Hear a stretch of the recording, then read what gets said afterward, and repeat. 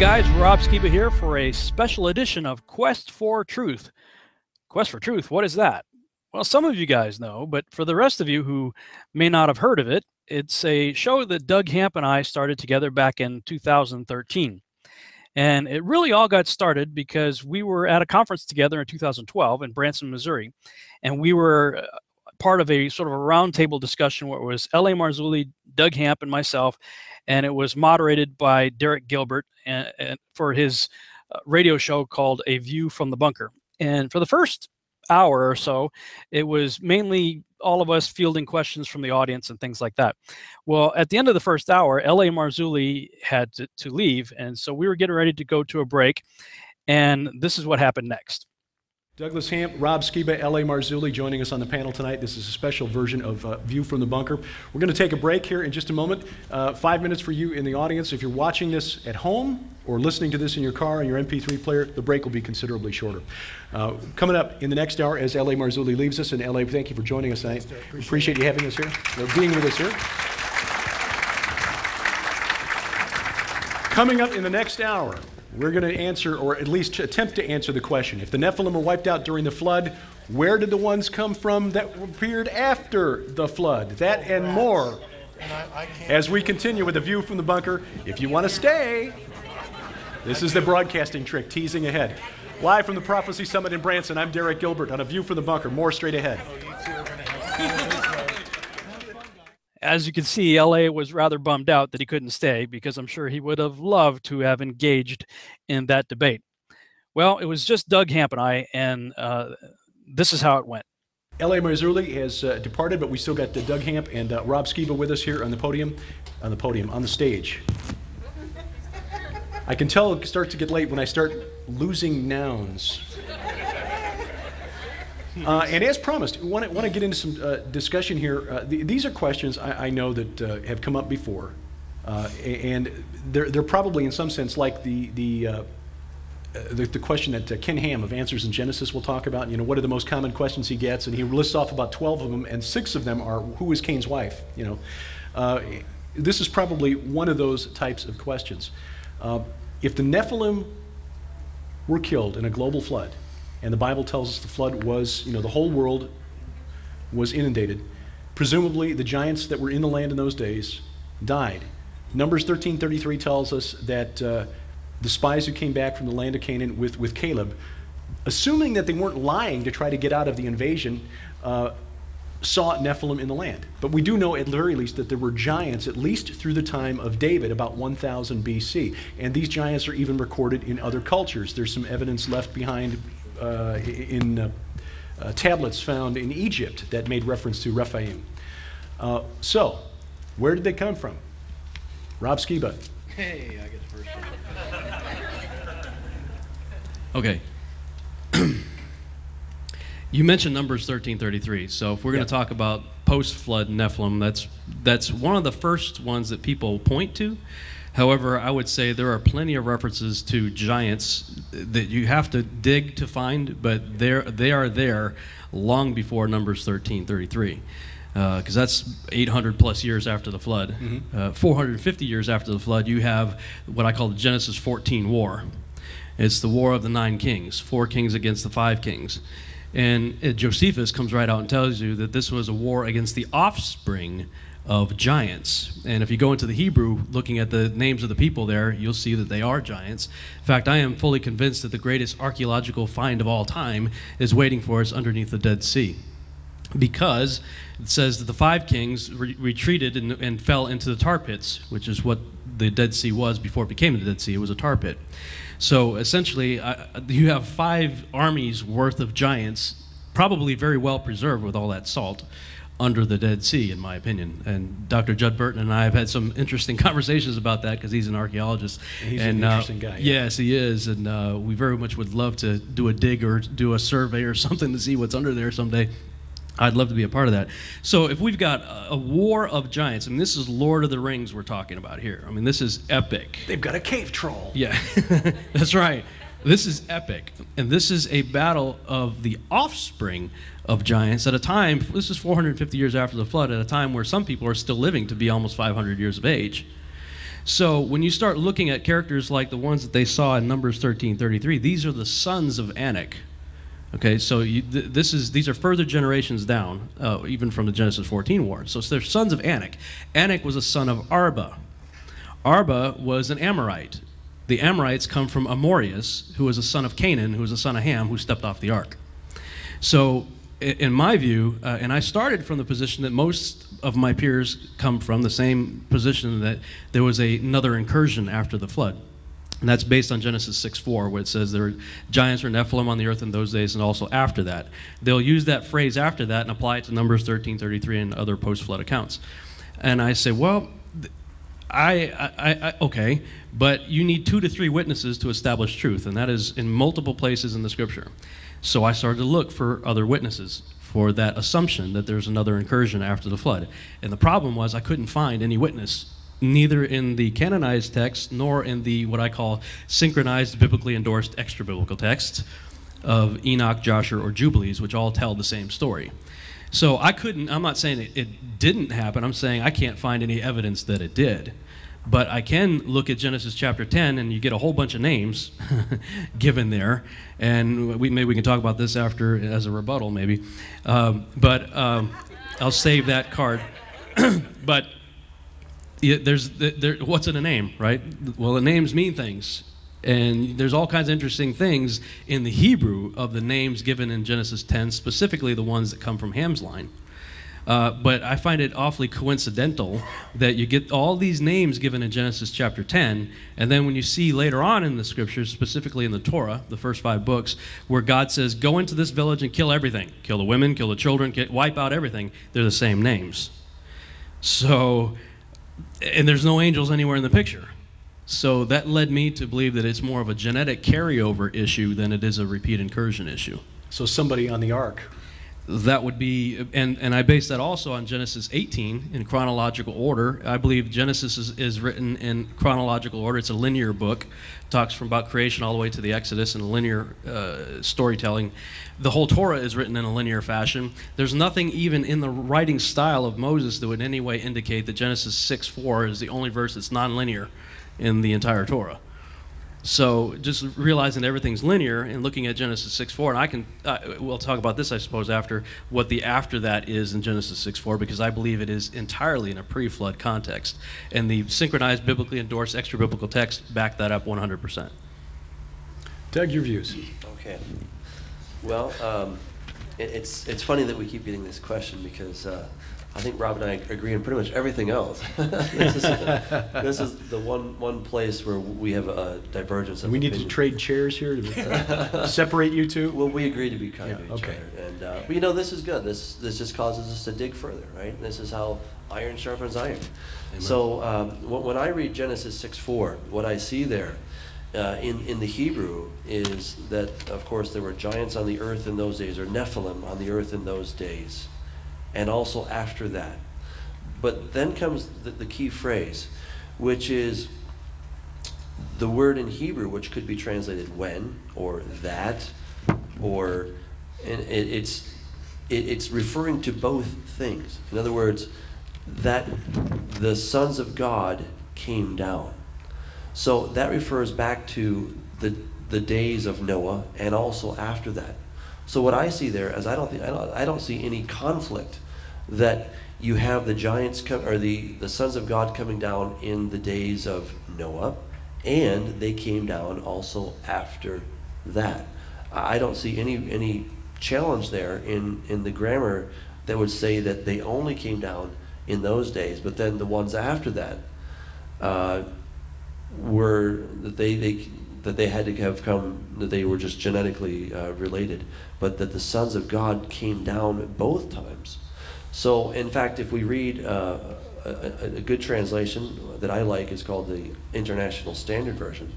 I think they put this in a pretty good rendering here. The Nephilim were on the earth at that time, and also immediately afterward, when those divine beings were having sexual relations with those human beings, human women who gave birth to children for them.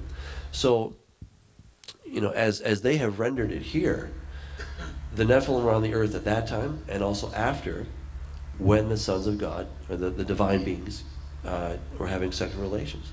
So it can be used for both places. That it's not only were the sons of God coming down in the days of Noah, but they were also coming down afterward. And hence you have children at both times. But the sons of God were coming down in Noah's day, and they were also coming down afterward. Can I? Well, please. Can you read that again? The Nephilim were on the earth at that time, and also immediately afterwards. Stop. Yes. Immediately after. That's not 800 years after when they saw the spies in the land of Canaan. The Hebrew word that's used there is the next sequential order of events, and it even translated there as immediately after. It's in a pre-flood context, because the book of Enoch, chapter 10, verse 10, says that the first generation Nephilim were to kill each other off within 500 years. Done. Civil war. I believe this is the clash of the Titans that the Greeks stylized the biblical account into their fantasy mythology.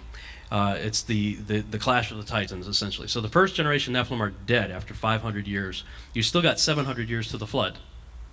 So how did they corrupt all flesh in Genesis chapter 6, verse 12, after that event right there of the first generation Nephilim being killed off? Because they're all dead.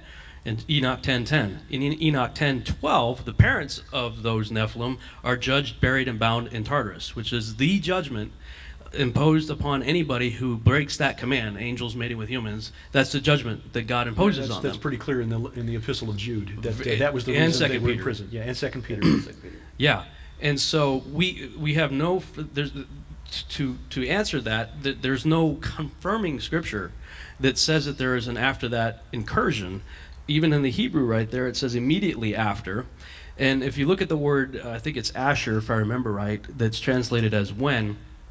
People say when, whenever, but they conveniently ignore the fact that it could be also translated as because. In fact, it's translated more often in the scriptures as the word because than it is when.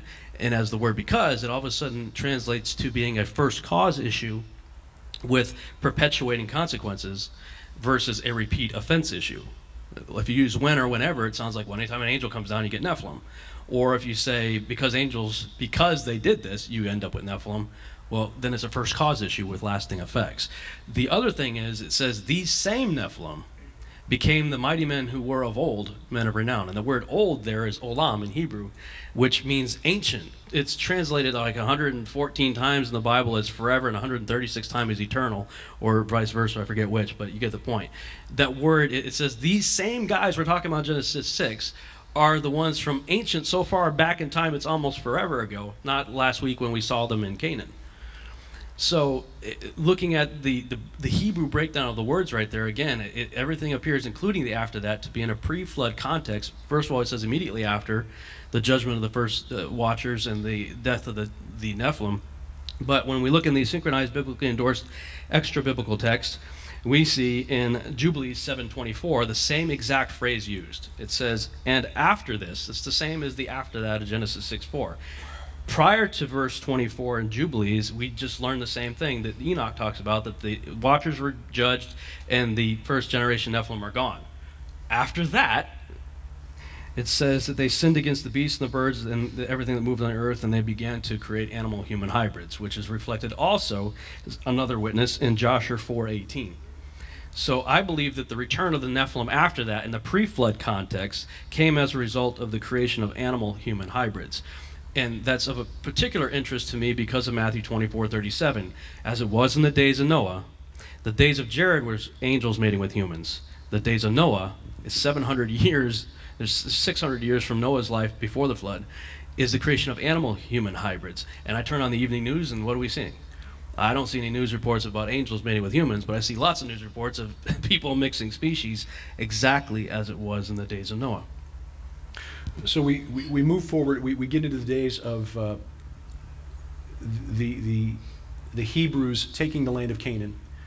Joshua and his wars, and Mike Heiser makes a pretty good case that the wars of Joshua were wars against the giants and the hill tribes in the hill country of Canaan. If these were then just genetic descendants of presumably one of the wives of Noah's sons on the ark, why then did God make it very clear that he wanted them to destroy these tribes completely? Well, in my opinion, I don't think that there's a genetic connection to the people before the flood. And again, that's where we obviously disagree. But what I see in the Hebrew grammar there, that there's no conflict, that the sons of God, there were giants on the earth in the days before and afterward. Mm-hmm. And the Hebrew word there is asher, so it can be which, it can be when, that, because, lesser, that's a lesser usage, it's true. But nevertheless. Do I have to get my Strongs out? Strong isn't everything. It's not that strong. This is but great. it's good for ratings, huh? Yes. Yeah. Yes. Old habits die hard. Yeah, exactly. Well, I just don't see it, because if you have, that means that we all have Nephilim strain in us, right? Because we're all, and of course, where does this lead? This means that basically Africans have Nephilim strain in them more than anybody else. And I think there's a real problem with that. No, I reject that notion altogether. That notion comes from the idea that all Africans come from Ham. Well, based on where he is said to have settled. But you have to remember, he settled that region. Actually, Ham was one of the sons that didn't respect the boundaries at all, because Ham took off into Europe. Ham was over in Shem's territory. Ham was all over the place. But prior to that, all three sons and their families of Genesis chapter 10 were mingled together in the plains of Shinar for probably 50 to 100 years, long enough to build a city and a tower, to do everything that they did prior to the languages being confused. And so Noah and his wife, whatever race, color they were, would have produced three offspring of the exact same color race. I reject the notion altogether that Noah and his wife produced a European and an Asian and an African. I don't see that. That the three sons of Noah would have been the same race as Noah and his wife. And they all mingled together, even if you subscribe to the idea that there are three different races, they all mingled together for hundreds of years, or at least a few dozen or decades, in the plains of Shinar. So they were thoroughly mingled together. Skin color is determined by the production of melanin, which is a protective mechanism to protect the body against the harmful radiation of the sun. So in the pre-flood world, if you subscribe to the idea that there was a canopy of water surrounding the earth, there would have been no harmful radiation of the sun, and everybody probably would have had a pinkish hue, which is why Adam's name essentially means red. So, I mean, that's my take on the races anyway. And that's more or less where the debate portion of it ended. There was more to the discussion. If you'd like to hear the rest of it, you of course can get the DVD box set through the contact information that you saw on the screen there. You can order it through Prophecy in the News. Now, it was several weeks after that conference that I was contacted by Doug, and he said, "You know, Rob, I really enjoyed debating with you in Branson. What do you think about starting a show together based on the fact that we don't agree on everything?" And now, of course, we do agree on the core essentials of our faith, that being that Yeshua, also known as Jesus Christ, is the way, the truth, and the life.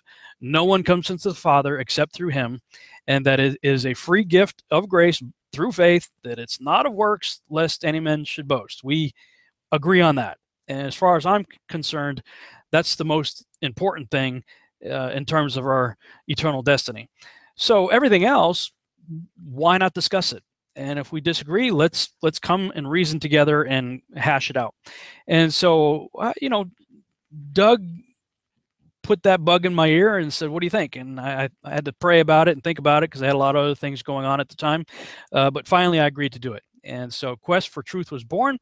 And initially, we did maybe 5 or 6 episodes, I forget how many, where we were just kind of discussing random topics. But then we had the idea, you know what, why don't we go through the book of Revelation, verse by verse, because there's plenty of things for us to disagree on as well as agree on in the book of Revelation. So that's what we did. We went line by line, verse by verse through the book of Revelation, and we did 28 episodes. Now, on a standard TV series, most series will do 20, 24 episodes or so for a season. So we stopped doing episodes back in 2014 because when we went into 2015, both of us got really busy with other things. Life just kind of got in the way, and we really didn't do anything for over a year now on that show. So we're going to consider the first 28 episodes season 1. And we got all the way to the end of Revelation chapter 8, which means the next episode that we do will take us into Revelation chapter 9. Now, over the course of that series, Doug and I challenged each other on some things, and I think we sort of influenced each other to change our minds about some things along the way. So as a way to get us all caught up, Doug Hamp and I included, bring our old audience up to speed, welcome a brand new audience to our show, we decided we're going to do a series of commentaries, and we're going to welcome you to join us. What we're going to do is we're going to start with episode 1, going all the way back to the beginning. You guys will watch it, and then this Friday coming up is June 3rd, 2016, at I believe we're going to shoot for 10 p.m. Central Standard Time. We're going to launch a Google Hangout through the YouTube channel Now You See TV, which reminds me, this is one of the things you're going to need to do. If you haven't already subscribed to my channel, be sure you do. Then I want you to go to Doug Hamp's YouTube channel and be sure to subscribe to his channel, and also subscribe to Now You See TV.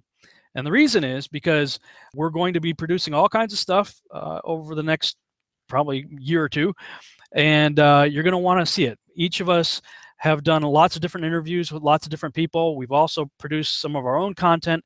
So if you want to sort of get into my head and understand how my worldview has formed, you can go through the various videos and teachings that I've done on my channel. And there's always going to be new stuff being added constantly, so you're going to want to be subscribed so you don't miss anything. And likewise, Doug Hamp has lots of different teachings that he's done and things that have formed his worldview. So if you want to sort of get into Doug's head and know what he's all about and be able to support him, you need to subscribe to his channel. And the same thing with Now You See TV, since they're going to be joining up with us in the future. You're going to get to know John Pounders and John Hall. They co-host the show together, and they've interviewed lots of different people that have talked about similar subjects that Doug and I both are very passionate about, as well as other topics. So to get a wide range of teachings and cool interviews and just learn all kinds of interesting things, you're going to want to be subscribed to all 3 channels. And of course, if you haven't subscribed to Quest4Truth, you might want to do that too. These videos are going to be posted on all of those channels, but you're going to want to be connected to each of them individually so that you get all the other goodies also. Okay, so this Friday, the plan is for Now You See TV to launch a Google Hangout. And between now and Friday, you guys need to watch the rest of this video or go to quest4truth.net and watch episode 1 on there. However you want to do it, watch episode 1 first, because we're going to talk about episode 1 on the first live interactive Quest4Truth special edition commentary. So right now the plan is to do shows on Friday nights at 10 p.m. Central. That of course would be dependent on everybody's schedule and if we're able to do it. But as long as we are all around and capable and able to do it, that's the plan. And we want you to watch the episode that we're going to talk about next in advance. I'm going to go ahead and play episode 1 for you here in its entirety in just a minute. We want you to watch that first so that when we get on the air on Friday, we can answer your questions and address any comments you might have. So there'll be a chat room available there, and you can chat with us and tell us what your comments are or ask any questions that you might have. And of course, John, one of the Johns, will address those questions to us, and we will do our best to answer them on the air. And we'll do that through all of the episodes so that everybody gets caught up to speed on what we've talked about so far. And frankly, Doug and I have changed our minds about many things over the course of that series, and I would say probably over the course of the last year or a little over a year since the last episode. So this will get everybody on the same page. This will give an opportunity for you guys to interact with us as we go through season 1. And then as soon as we're done with that, we will kick off season 2 with episode 29, beginning in Revelation chapter 9, verse 1. All right, so here's your homework assignment. Watch the episode 1 and be ready with comments and questions this Friday, June 3rd, 10 p.m. Central Standard Time. All right, here we go.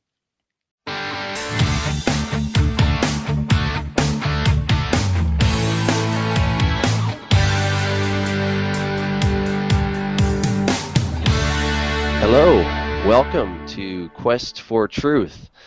Your hosts are Rob Skiba and Douglas Hamp. This is a new show that we're doing, and the idea is really to put the Bible on trial, so to speak. The idea is when you go to a Jewish house of study called a Beit Midrash, you don't go and find a bunch of people very quiet. You don't find them whispering, but you find actually a lot of noise. You find a lot of people dialoguing rather passionately about what's in front of them. They're talking about the Bible, or they may be talking about the Talmud, which we're not planning on doing necessarily. But the idea is that iron sharpens iron. As one iron sharpens iron, so the contents of one man sharpens another. And what Rob and I want to do is to sharpen each other. We agree on most things, but there's a few things we don't agree about.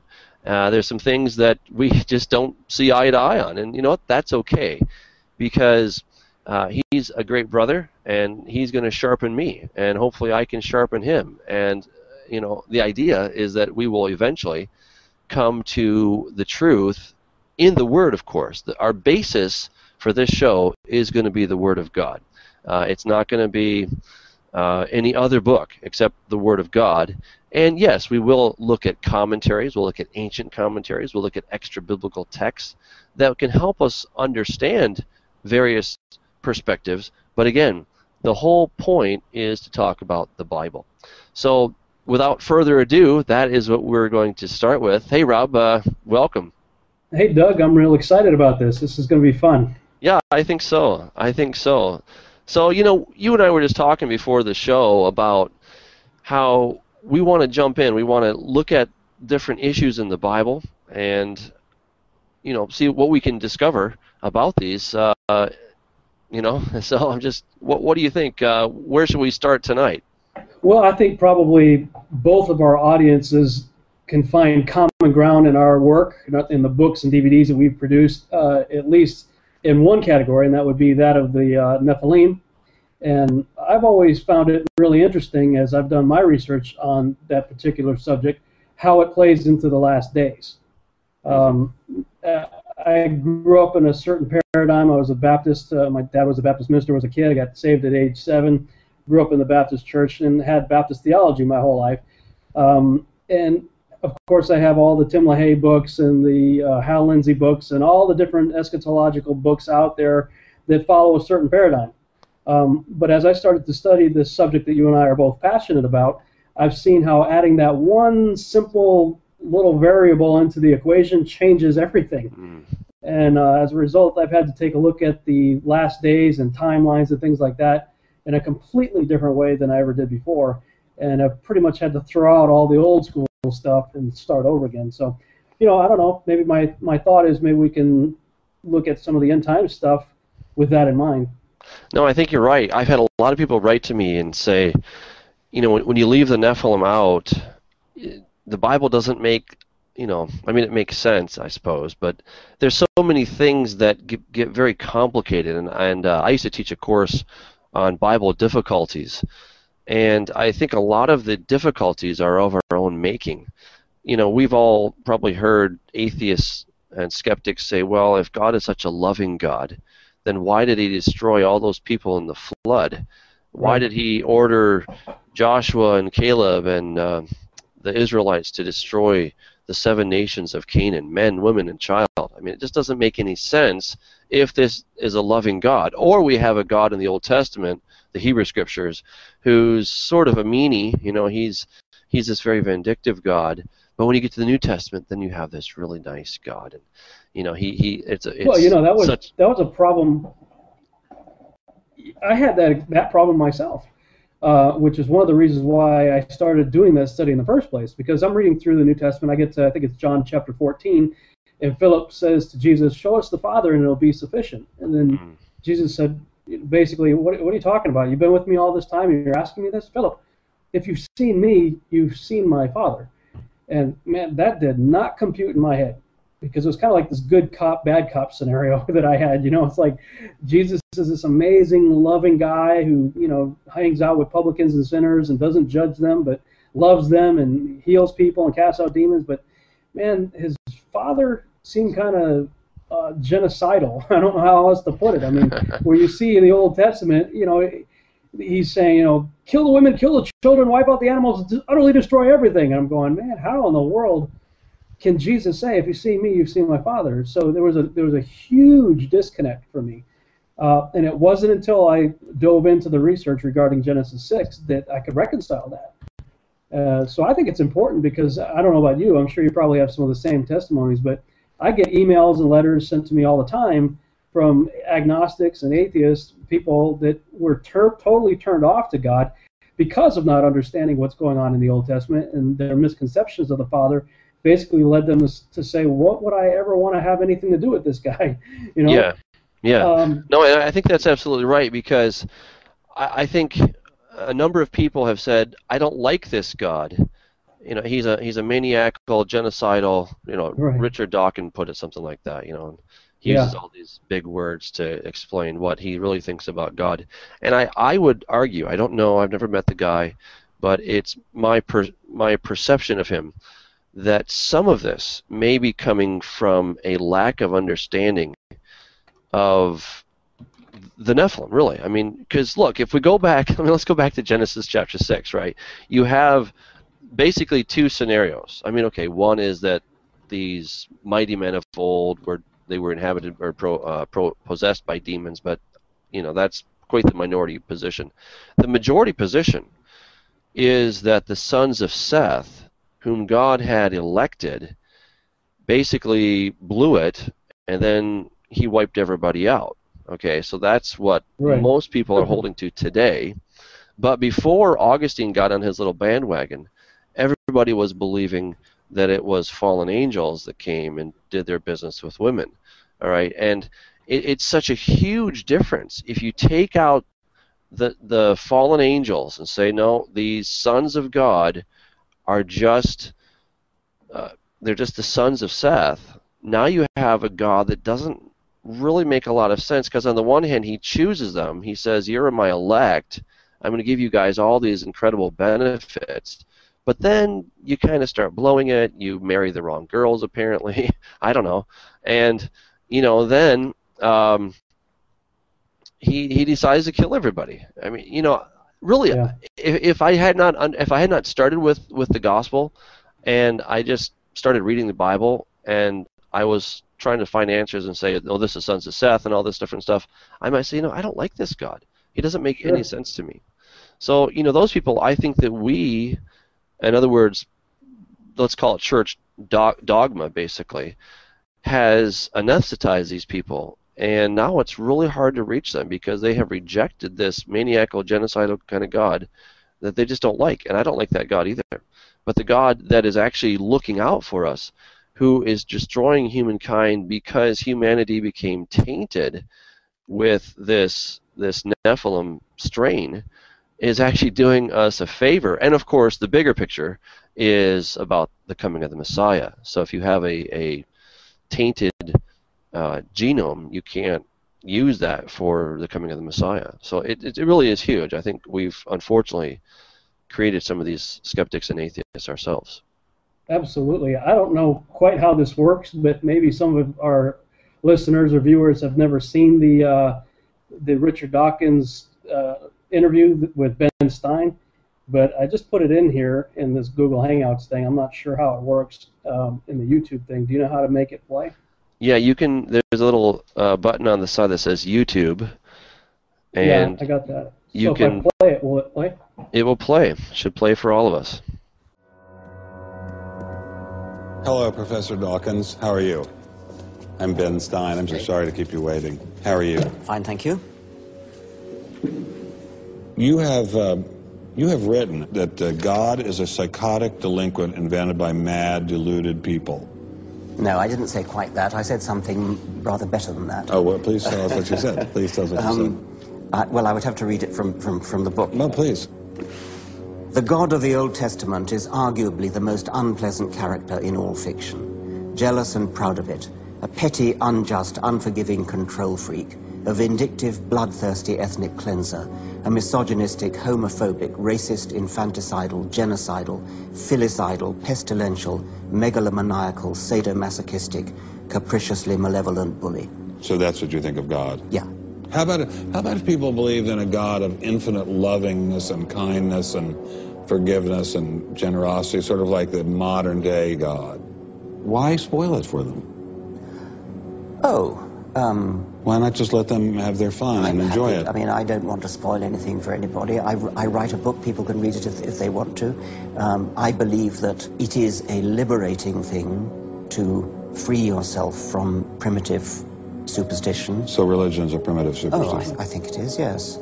So you believe it's liberating to tell people that there is no God? I think a lot of people, when they give up God, feel a great sense of release and freedom. Why do you think that? I mean, what's your dad? What's your scientist? What's your data? I think, well, I've had a lot of letters saying that, and I've... There are 8 billion people in the world, Dr. Dawkins. How many letters have you had? No, I haven't done that. That's quite true.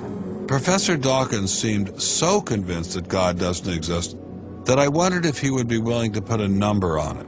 Well, it's hard to put a figure on it, but I mean, I put it as something like, 99% against or something. Well, how do you know it's 99% against, say, not 97%? No, I did. You asked me to put a figure on it, and I'm not comfortable putting a figure on it. I think I just think it's very unlikely.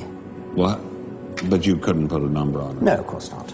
So it could be 49%. Well, it would be. I mean, I think it's unlikely, but it's quite far from 50%. How do you know? I don't know. I mean, I put an argument in the book. Well, then who did create the heavens and the earth? Why do you use the word who? You see, you immediately beg the question by using the word who. Well, then how did it get created? Well, by a very slow process. Well, how did it start? Nobody knows how it started.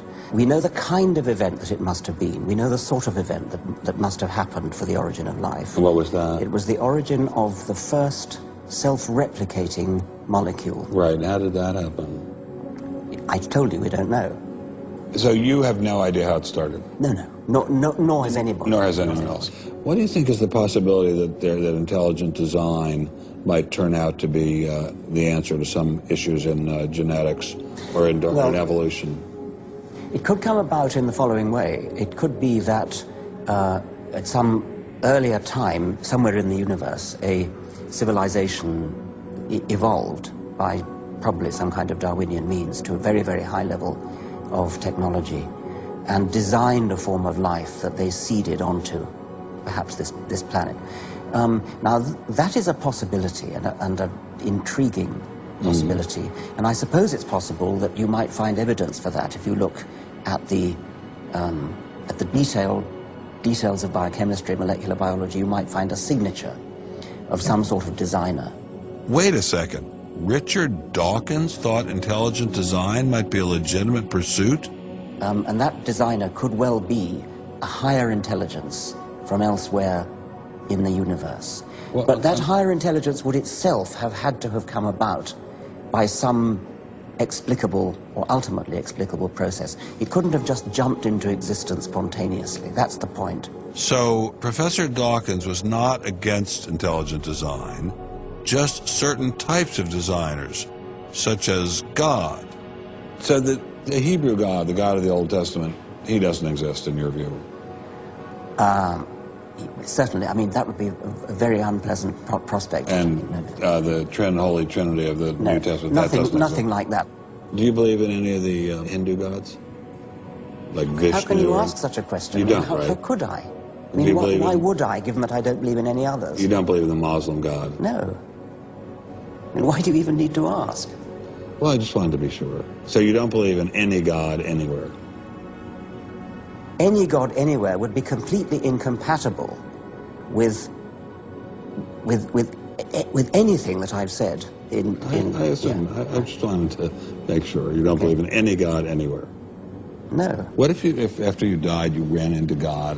He said, "What have you been doing, Richard? I mean, what have you been doing? I've been trying to be nice to you. Yeah. I gave you a multi-million-dollar paycheck over and over again with your book, and look what you did."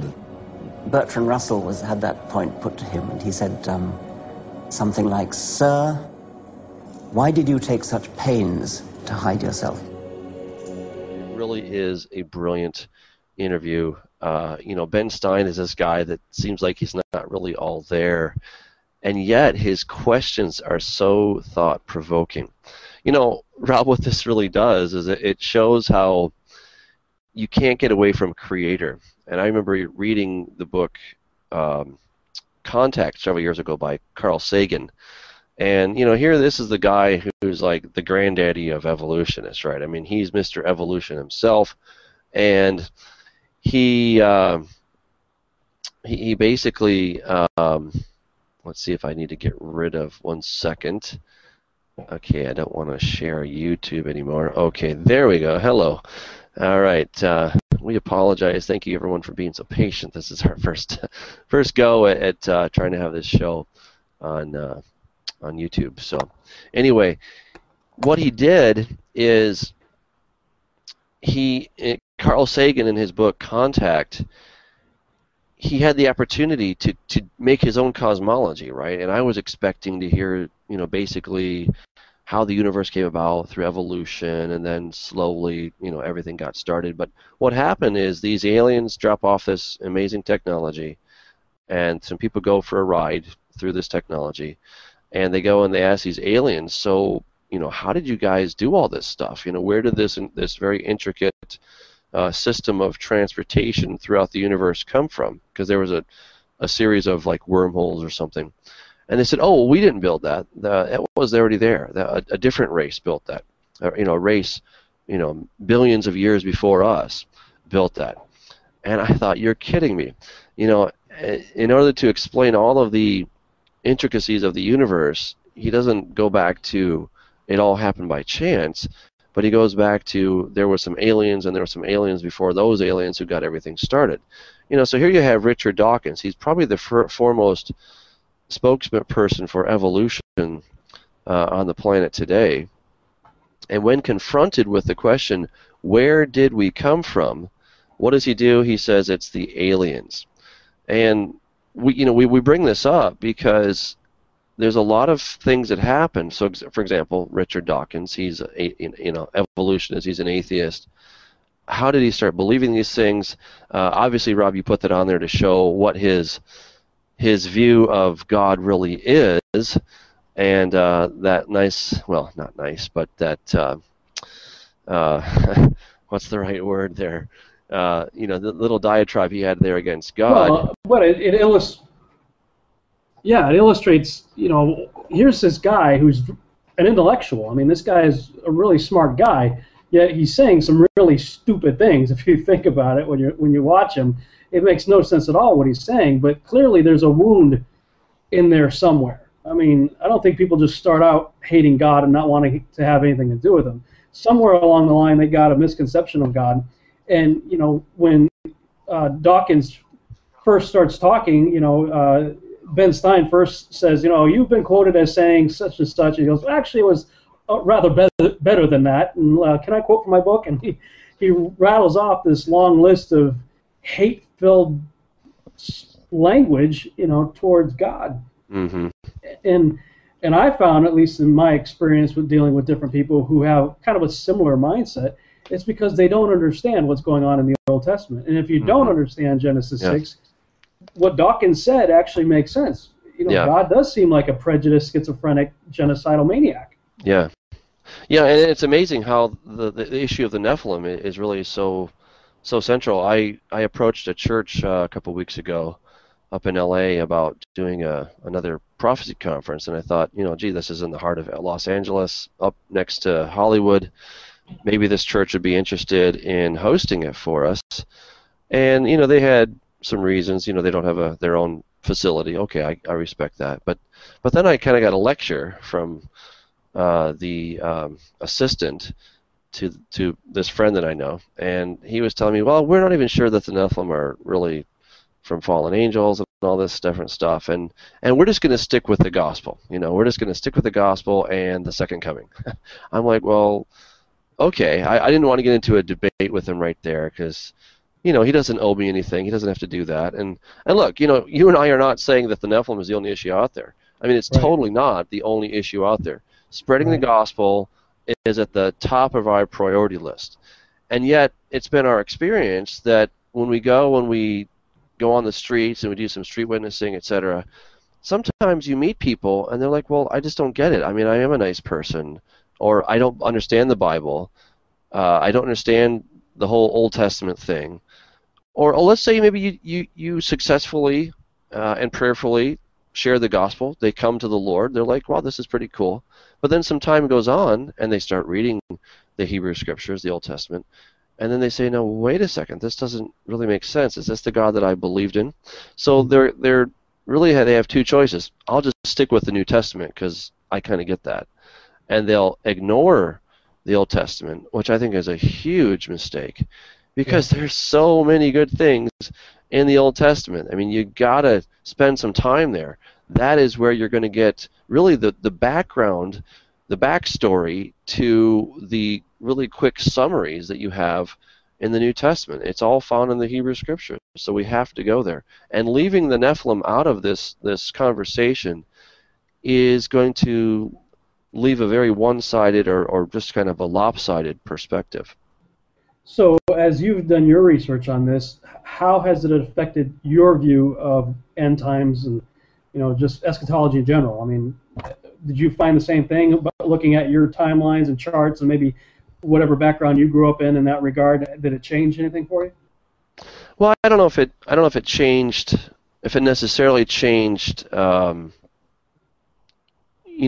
like the timelines necessarily, but it did really broaden my understanding. And here was a part of eschatology that nobody was talking about.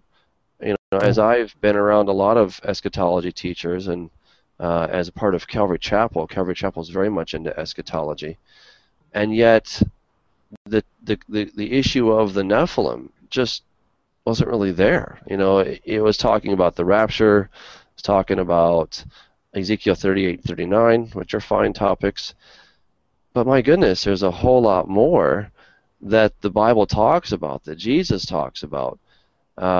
And so if we don't have the Nephilim, then the end times it's kind of stale, to be honest. I think bringing in the issue of the Nephilim makes so much more sense. For example, in Revelation chapter 9, where it talks about how people will seek death, but it will escape them. And like, no, what are you talking about? I mean, certainly, if I really wanted to kill myself, I could find a way to do it. All right. I mean, I'm not super clever, but I'm clever enough to think of a way. If I were desperate enough to kill myself, I could figure out a way to do it. And yet, you have people that want to die. They're looking for death, and they can't get it. I would argue that they have had some kind of a genetic transformation, and that is totally in line with what happened back in the days of Noah. So, yeah. Well, you mentioned Ezekiel 38. And, of course, that's Gog and Magog. And mainline eschatology views that as basically what we would consider Russia, China, that area coming down and attacking Israel. And it very well could be, because that's the region of the world that I guess those people settled at one point. But in my research with the Nephilim, I found that there may be something to add to that, if not maybe a whole other way to look at it altogether. I don't know. In 2006, I had the privilege of standing on the Great Wall of China and doing some missionary work there in that area. And when you stand on this thing, I mean, you've probably seen pictures of it, but pictures do not do it justice. And when you stand on this thing, it's massively huge. It's serious overkill if all you're trying to do is keep out 6-foot people, okay? But when I was there, I came to find out that the original name of the Great Wall of China was the rampart parts of Magog. And so I thought, that's interesting. So, of course, I'm still thinking China, Mongolia, Russia, and all that.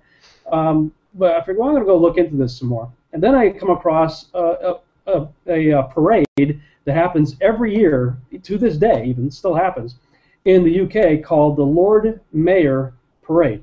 And in the Lord Mayor Parade, they march these two huge giants through the streets of England called Gog and Magog. And so I kept looking, and I come to find out that all through the historical record, Gog and Magog are referred to as giants. It's in Australia, too. They've got this big bank that shows Gog and Magog as sort of the guardians over this entrance of this bank. And so you see throughout history, and the guy who started the Lord Mayor Parade is King John Lackland of the House of Plantagenet. He's the signer of the Magna Carta. It just so happens that all of our U.S. presidents are related to this one guy also. And he's the one that started the Lord Mayor Parade, where every year they march these two giants through the streets called Gog and Magog. So, I just encourage the people who are listening or watching this right now to do a Google search on Gog and Magog and giant. And so if, in fact, Gog and Magog were giants, then that may be another way of looking at the Gog and Magog War of Ezekiel 38. And I'll put this out there for people to consider as well. I've got the Septuagint up on my monitor here. I think it's Brenton's translation or whatever of the Septuagint. Yeah, the English. English, because I don't read Greek, so I'll read the English here. I'll leave the Greek up to you. Sure.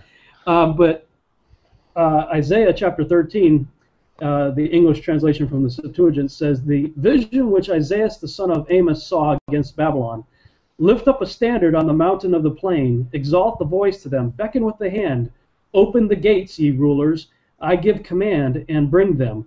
Giants are coming to fulfill my wrath, rejoicing and at the same time insulting."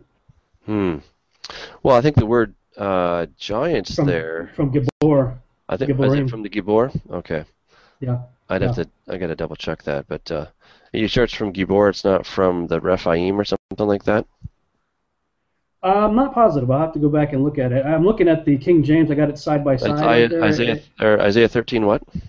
1 through 3. Okay. Yeah, that's well, just on a similar note there, in Isaiah 26. Yeah. Yeah, exactly. It says that your dead body will arise with my dead body, and the earth will cast out the Rephaim. I mean, that's a very interesting. I mean, that'd be a double confirmation right there in the same book. Yeah, exactly. Yeah, exactly. And what's so amazing about that is what I see as the Rephaim coming back is in Revelation chapter 9. So that certainly raises some interesting questions. Yeah, the word here in the Hebrew at Revelation 13:3 is Gibor. Gibor. Yeah. Gibori. Yeah. Giborai, excuse me. Now, part of the challenge here, just for so people will know, the word Gibor is used in Genesis chapter 6, that the Nephilim were the mighty Giborim, the mighty men of old. But, we can't say that Gibor always refers to a Nephilim, all right, because God is called a Gibor, okay? David had Giborim. He had mighty men as well. So it doesn't necessarily prove that it's a Nephilim. Could it be a Nephilim? It could be.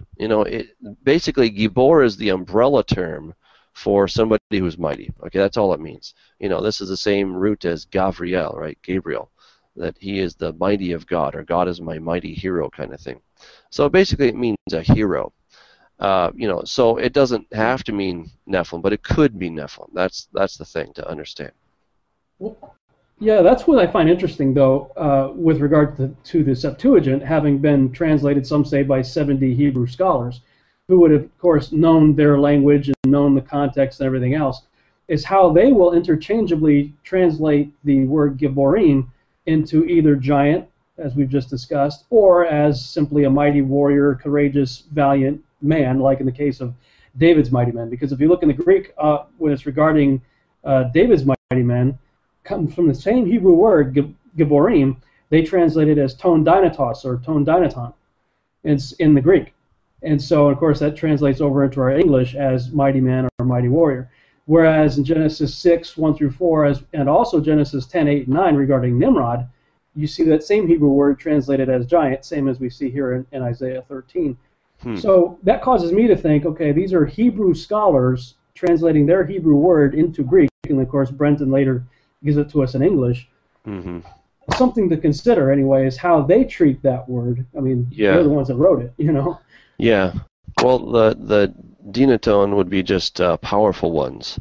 Right. It doesn't. Again, that's an interesting one. I mean, I would argue it's perhaps inconclusive, though. I think Isaiah 26. I've never looked at it in the Septuagint, to be honest, so I could just take a peek at it right now and see what that says.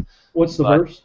26:19, and it really is just an incredible. It's just an amazing verse. I've got the dead shall rise. The dead shall rise, and they that are in the tomb shall be raised, and they that are in the earth shall rejoice. For the dew from thee is healing to them, but the land of the ungodly shall perish. Yeah. See, there they have just left it out altogether. In the Greek, we don't even see the word for gigantes or anything. They've just, so the Septuagint's interesting, how to always make sense of that. I mean, I like the Septuagint. I think it's a very fascinating book, and it's wonderful for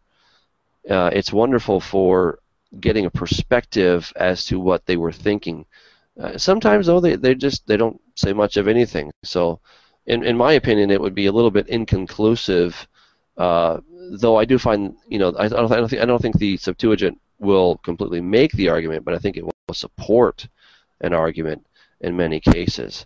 In this case, they just didn't put anything. But in the Hebrew, which I'd say is definitely primary, you have the word Rephaim, and both you and I, Rob, have demonstrated how the Rephaim are related to the Nephilim.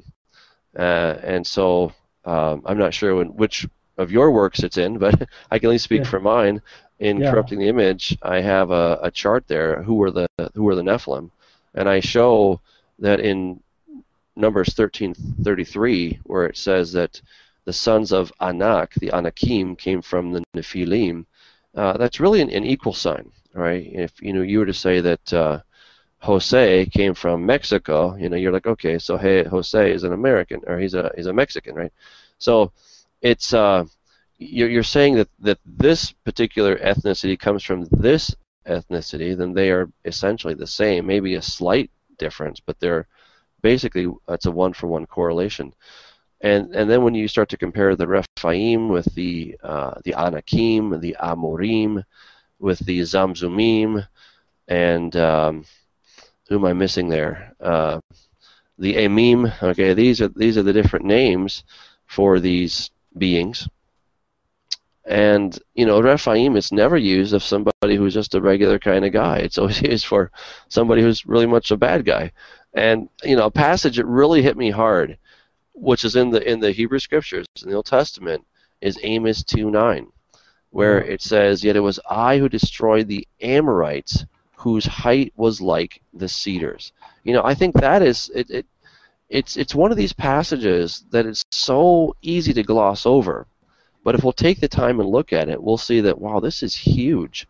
This is God confirming that the 12 spies, or at least the 10, were not just exaggerating. They were telling the truth.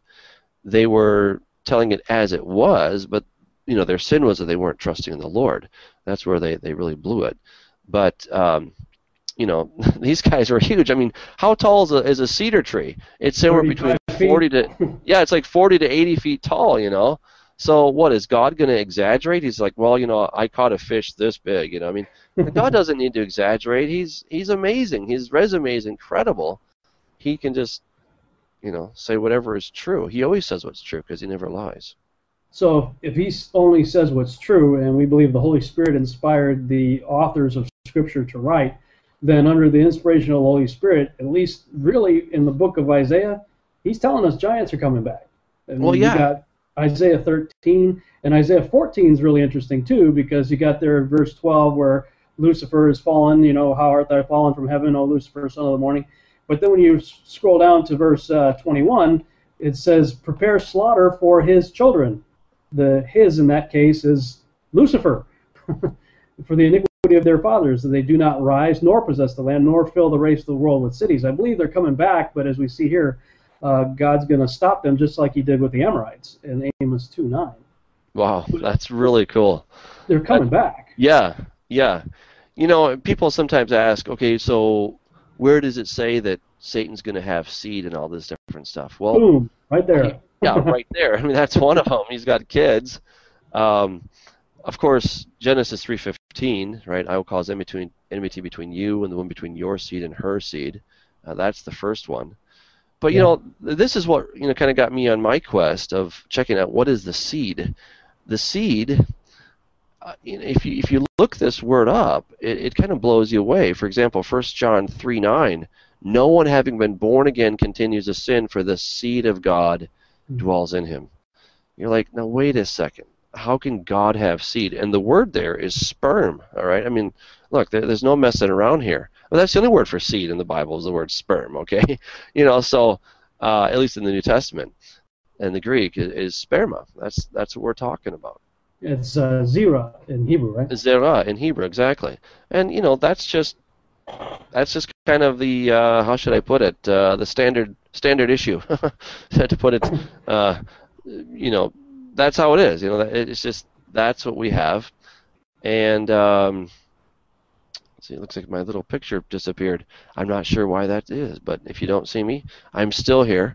In case you're wondering. I see you. Oh, I good. can still see you. Okay, well, it must be there was an issue with Google Hangouts. This is fun. This is our first show together. And by the way, everybody, we plan on doing this every week, Lord willing, of course. So I think Sunday night's going to be our night. That's what we're planning on. We'll let you know if that changes.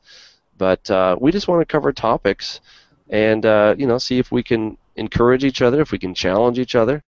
There's things that boy, Rob has done some incredible digging, and I just look forward to listening to it. And this, it's so fun, isn't it, Rob? I mean, it's really a blast to just get in the Bible and oh man, that's so cool. I mean, you and I are probably we're kind of like Bible nerds, We're like yeah. Were you good at sword drill back? Getting sword drill. Yeah, exactly. Scriptures. Well, I gotta say, Doug, I was really excited when you approached me with the idea of doing this show. We just did a conference together with a few other people that we know up in Chicago, the Chicago Summit. And what I really loved about that particular conference, as opposed to all the ones that I've been to so far, is the chance that we all had to listen to each other, because usually one person's speaking and another's in another room speaking, so we don't get to hear each other. But we also had some downtime where we were able to compare notes and debate and chat with each other, and I loved it. So, the idea to do this every Sunday night was really appealing to me. And for those of you who are watching or listening, we hope to do this 10 p.m. Central Standard Time, which I think is 8 p.m. your time, right, Doug? That's the plan. Yep. Yeah, that's the plan. We'll see if it works with the kids' schedule. Yeah, we'll try to work it out. We've also created a website, Quest4Truth.net, and that's instead of the word 4, it's the number 4. So Quest4Truth.net, and we'll have all the archives there and everything. Awesome. Well, I think that's about all the time we have for today. It went pretty fast. Yeah. And I'm looking forward to next week. I don't know if I could wait that long, but we'll see if we can. We'll leave it till next week. So I won't say any more because I'm getting a little bit tongue-tied. But this is really fun, Rob. So God bless everyone. Until next week, just keep studying the Bible. God said what He means, and when you take it literally, it gets so exciting. It's really amazing. Write us. If you have any questions, we'd love to take those and chew on them and answer them next week.